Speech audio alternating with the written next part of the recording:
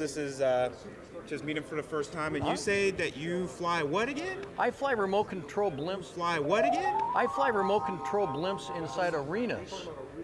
We've been flying all over the world, but we couldn't fly here in the United States because the FAA stomped us down, and now with the 107, we can fly blimps outside. You were flying indoors, and that's how you were getting around. You weren't in the controlled airspace, That's correct. Once you're inside a building, the FAA can't control that. So we've been flying for professional hockey and basketball, rock and roll concerts. I was lucky to fly for the Rolling Stones during the 40 Licks tour, which was before you were born. Now that this has opened it up with the 107, everybody's getting their 107's license, what do you see yourself doing with a blimp?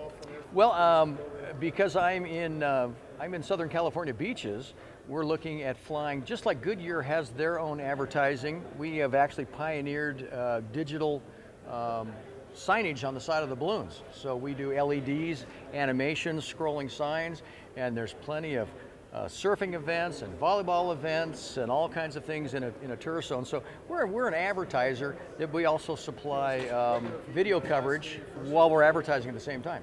Awesome. So what's the advantages of using a blimp versus a fixed wing or a typical quad drone? Well, we're about anywhere from 15 to 20 feet long, so we're not as obscure as a drone. We're seen. We actually have lighting from the inside. You can actually, from the evening hours, you can light the inside with LEDs, and it flashes and blinks or fades in colors, because we're not using motors to keep the thing aloft.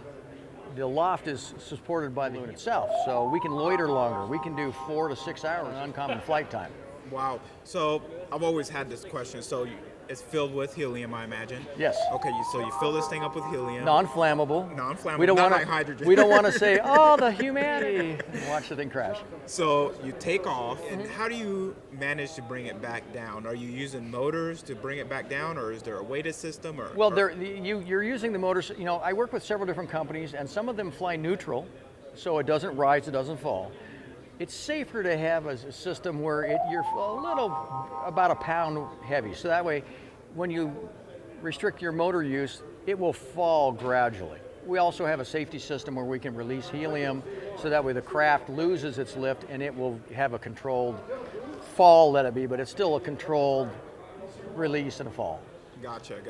Okay, so in the future, where do you see, you said you were doing a lot of stuff out of country. Do you see yourself doing a lot more here, and where do you see yourself doing more?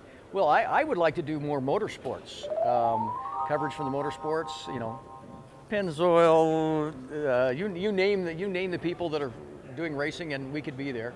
And we could not only do the advertising, but we can also supply video coverage. We've done a lot of Jumbotron. They transmit the signal down from us, put it on a Jumbotron. So I'm very much into motorsports, and that's where I'd like it to go. That's awesome. Don, nice talking to you. Pleasure. Thanks for the blimp information. I've always been curious about how that works. I appreciate it. Don't ask me for a ride, because you'd have to only be that big.